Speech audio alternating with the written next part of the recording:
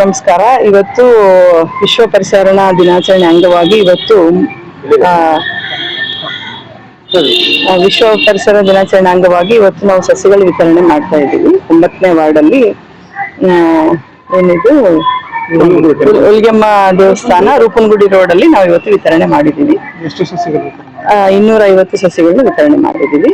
ಇನ್ನು ಅನೇಕ ಕಡೆ ಅಂದ್ರೆ ಮೋದಿಜಿಯವರು ಹೇಳಿದ ಒಂದು ಸ್ಲೋಗನ್ ತರ ಮನೆಗೊಂದು ಮರ ಅಂದ್ರೆ ತಾಯಿ ಹೆಸರಲ್ಲಿ ಒಂದು ಗಿಡ, ಮಾಕೆನ ಹರ್ ಘರ್ ಮೇ ಏಕ್ ಪೇಡ್ ಅಂತ ಹೇಳ್ಬಿಟ್ಟು ಒಂದು ಸ್ಲೋಗನ್ ಏನು ಮೋದಿಜಿಯವ್ರು ಮಾಡಿದಾರಲ್ಲ ಅದೇ ಪ್ರಕಾರ ನಾವು ಕೂಡ ಮನೆಗೊಂದು ಮರ ಅಂತ ಹೇಳ್ಬಿಟ್ಟು ಇಲ್ಲಿ ಬಳ್ಳಾರಿಯಲ್ಲಿ ಸಸಿಗಳು ನಡೀತಾ ಇದೀವಿ. ಇನ್ನು ಅನೇಕ ಕಡೆನೂ ಸಸಿಗಳು ನೆಟ್ಟು ನಮ್ಮ ಬಳ್ಳಾರಿ ಹಚ್ಚ ಹಸಿರಾಗಿ ಇರ್ಲಿ ಯಾವಾಗೂ. ಯಾಕಂದ್ರೆ ಬಿಸಿಲಿನ ತಾಪ ನಿಮ್ಗೆಲ್ಲ ಗೊತ್ತಿದೆ, ಇಷ್ಟು ಮಳೆ ಬಂದ್ರು ಕೂಡ ಇನ್ನೂ ತಾಪ ಕಮ್ಮಿ ಆಗ್ತಾ ಇಲ್ಲ. ಹಂಗಾಗಿ ಎಲ್ಲರೂ ಮನೆಯಲ್ಲಿ ಅಟ್ಲೀಸ್ಟ್ ಒಂದು 4 ಗಿಡನ ಇರ್ಲಿ ಅಂತ ಒಂದು ನಮ್ಮ ಆಸೆ. ನಮಸ್ಕಾರ, ನನ್ನ ಹೆಸರು ಚಾಂದಿನಿ ಅಂತ ಹೇಳಿ. ಇಲ್ಲೇ ನಾನು 9th ವಾರ್ಡಲ್ಲಿ ಹುಟ್ಟು ಬೆಳೆದಿರೋದು. ಇವತ್ತು ಗಿಡಗಳು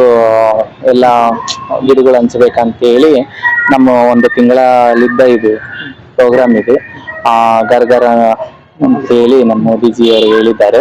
ಅದಕ್ಕಾಗಿ ನಾನು ಇಲ್ಲಿ 9th ವಾರ್ಡಲ್ಲಿ ನಮ್ಮ ಜಿಲ್ಲಾಧ್ಯಕ್ಷ ನಮ್ಮ ಹಂಪಿ ಅಕ್ಕ, ಮತ್ತೆ ಜಿಲ್ಲಾಧ್ಯಕ್ಷ ಅನಿಲ್ ಸಾರ್ ಅವರು, ಮತ್ತೆ ನಮ್ಮ ಮಾಜಿ ಶಾಸಕರು ಸೋಮಶೇಖರ್ ರೆಡ್ಡಿ ಸಾರ್ ಅವ್ರನ್ನ ಕರೆದಿದ್ದೆ. ಅವರು ಸ್ವಲ್ಪ ಬೇರೆ ಕಾರಣದಿಂದ ಬಂದಿಲ್ಲ.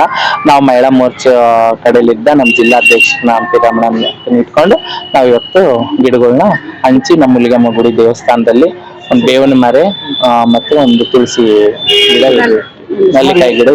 ಎಷ್ಟು ಸಸಿಗಳನ್ನು ಹಂಚಿಕೆ ಮಾಡಿ? ಸುಮಾರು 250. ಏನು ಉದ್ದೇಶ ವಿತರಣೆ ಮಾಡೋದು?